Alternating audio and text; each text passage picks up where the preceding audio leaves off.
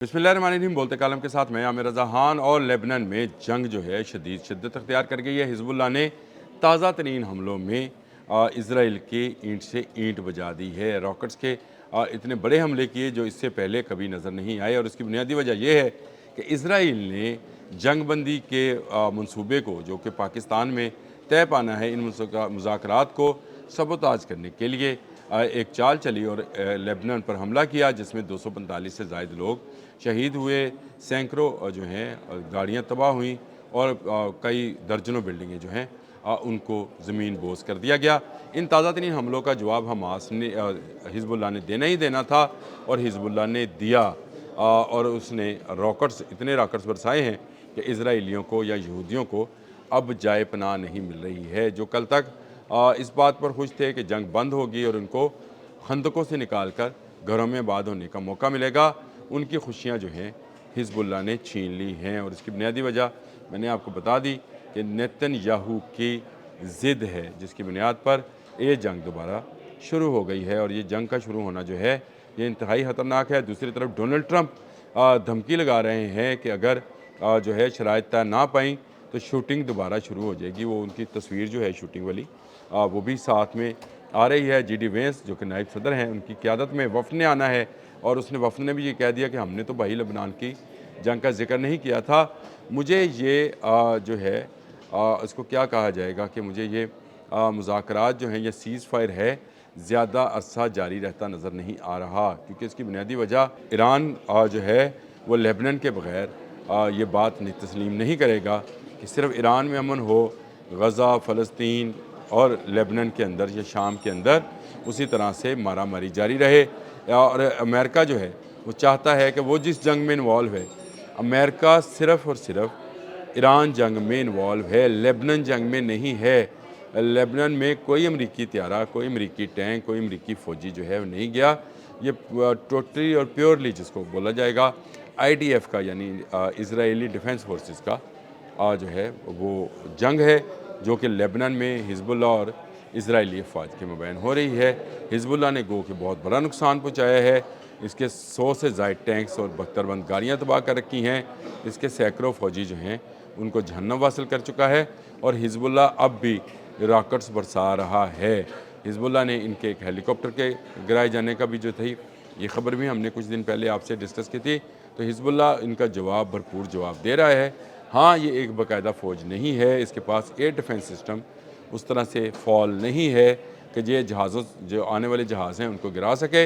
लेकिन हिजबुल्लाह एक ऐसी ज़मीनी ताकत ज़रूर है जो इसराइल के अंदर घुसकर इसराइल को मार सकती है, और वो भी मार रही है। और रॉकेट्स की सूरत में इसराइल पर आग बरसाई जा रही है। आबने हुर्मज़, एक मरतबा फिर मैंने इससे पहले जो व्लॉग किया है ये इसी पर किया था कि आबने हुर्मज़ बंद है, और उसके लिए एक रास्ता जो है वो दे दिया गया है। डोनाल्ड ट्रंप दोबारा से धमकियाँ लगाने पर आ गए हैं। जो जी डी वेंस हैं वो इस बात पर आ गए, उन्होंने जो मीडिया कॉन्फ्रेंस की उसमें ने कहा कि लेबनान का जिक्र नहीं है, तो लेबनान का जिक्र डालें। उसके बगैर अगर गल्फ़ के अंदर अमन चाहते हैं तो नहीं होगा, क्योंकि ये हो नहीं सकता कि एक जगह से आग बुझे और दूसरी जगह पर भड़का दी जाए और आप कहें कि अमन हो गया। एक जगह का अमन दूसरी जगह की जंग पर अगर ख़त्म होगा तो इसका मतलब ये है कि जंग बंद नहीं हुई है। लेबनान के अंदर से हिजबुल्लाह ने भरपूर जवाब देना शुरू किया है, यहूदियों को मारना शुरू किया है, इनके टैंक्स और इनके जो पनाहगाहें हैं उनको उड़ाना शुरू किया है। इस वक्त भी जो शुमाली इसराइल है उस पर हौज़ी और हिजबुल्लाह मिलकर हमला कर रहे हैं, और उस हमले का जवाब दे रहे हैं जो लेबनान के नहत्ते शहरियों पर काफ़ी बुलंदियों से गिराए जाने वाले बॉम्ब्स का नतीजा है। इसराइल जो है शायद ये समझ रहा है कि वो इस तरफ जंग जारी रखकर ईरान की जंग जो है उसको कैमोफ्लेज कर पाएगा, तो ये बात बिल्कुल गलत है। ईरान, हिजबुल्लाह, हमास, ये सारी वो तंजीमें हैं जो हौज़ीज़, ये तमाम तंजीमें जो हैं ये एक हैं। अब आपको अगले आने वाले चंद घंटों में आबने हमस के साथ साथ बाब मंदब भी बंद होता नज़र आ रहा होगा, क्योंकि इससे बहीरा अहमर से होने वाली तजारत जो है वो भी बंद हो जाएगी। जंग मज़ीद फैल भी सकती है, और अगले आने वाले 48 घंटे में इसमें मज़ीद बेहतरी भी आ सकती है। ये सारे का सारा मामला अमरीकी सदर डोनाल्ड ट्रंप के हाथ में है, ان کو چاہیے کہ وہ سمجھائیں نیتن یاہو کو، نہ کہ نیتن یاہو جو ہے وہ پتلیوں کی طرح کبھی جے ڈی وینس کو، کبھی ویٹکوف کو، کبھی ٹرمپ کو جو ہے گھماتے پھراتے رہیں۔ یہ معاملہ جو ہے یہ اس طرح سے ختم ہونے والا نہیں ہے۔ دنیا میں امن بحالی جو ہے وہ اس معاہدے پر جو ہے وہ مشتمل ہے۔ اگر یہ معاہدہ جو ہے کمپلیٹلی کیا جاتا ہے، پورے مڈل ایسٹ کو اس میں شامل کیا جاتا ہے، لیبنن کو شامل کیا جاتا ہے، تب یہ بیل مونڈے چلے گی، نہیں تو یہ جنگ جو ہے کسی نہ کسی جگہ جاری رہے گی۔ اگر ڈونلڈ ٹرمپ امن چاہتے ہیں تو ان کو اسرائیل کو یہ بات سمجھانی ہے، باور کرانی ہے کہ آپ جو ہے اس جنگ سے پیچھے ہٹ جائیں۔ حزب اللہ اپنا پورا کام کر رہا ہے، حزب اللہ انٹیکٹ ہے، حزب اللہ کے پاس نہ راکٹس کی کمی ہے، نہ مین فورس کی کمی ہے، نہ معلومات کی کمی ہے، اسی لیے وہ اسرائیل پر اپنے حملے جاری رکھے ہوئے ہیں اور اس سے دونوں ممالک ایک مرتبہ پھر آمنے سامنے آ سکتے ہیں۔ حزب اللہ میں لیبنن کی سرحد پر اس وقت شدید جنگ جاری ہے۔ جو اسرائیلی شہر ہیں ان میں تباہی کے مناظر صاف دیکھے جا سکتے ہیں اور حزب اللہ کے راکٹ جو ہیں حیفا سمیت بہت ساری بندرگاہوں، بہت سارے علاقوں اور بہت ساری بندرگاہوں پر موجود آئل ریفائنریز کو نشانہ بنا رہے ہیں۔ اس سے پہلے اسرائیل نے ایک اور حرکت کی تھی کہ علامون کی ایک آئل ریفائنری پر حملہ کیا تھا جو کہ سرکاری آئل ریفائنری ہے ایران کی۔ اس پر بھی مسعود پزشکیان جو ہیں وہ بولے ہیں اور انہوں نے کہا کہ اس کی مذمت کرتے ہیں لیکن ہم امن کو موقع دینا چاہتے ہیں۔ یہ وہ چیز ہے جو کہ ڈونلڈ ٹرمپ اور اس کی ٹیم کو بھی سمجھنی پڑے گی کہ امن کو موقع دینا چاہیے۔ جنگ بہت ہو گئی، اسرائیل کو لگام ڈالی جائے۔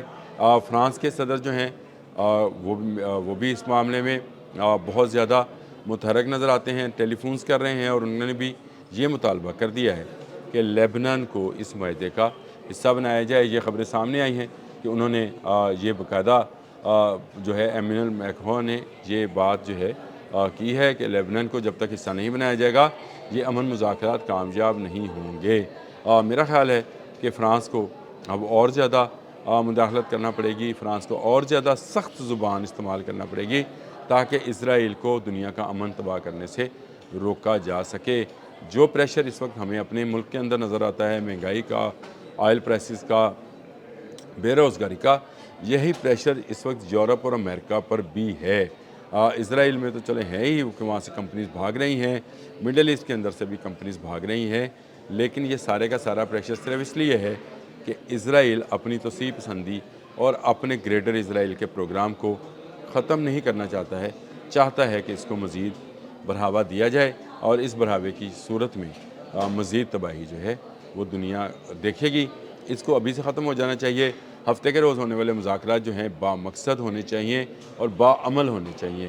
با مقصد اس حوالے سے کہ اس میں جو نکات پیش کیے جائیں دونوں ملکوں کو قابل قبول ہوں اور با عمل اس میں کہ جس نکات پر اتفاق ہو جائے اس پر فوری عمل درآمد بھی کر دیا جائے اور اسرائیل کو لگام ڈالی جائے کہ وہ دوبارہ لیبنن یا غزہ میں ظلم کے پہاڑ نہ توڑے۔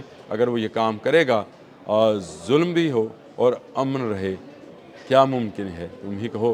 کسی شاعر نے کیا خوبصورت بات کی تھی کہ ظلم جب ہوتا ہے تو امن نہیں رہتا ہے۔ اب تک کے لیے اتنا ہی۔ اللہ حافظ۔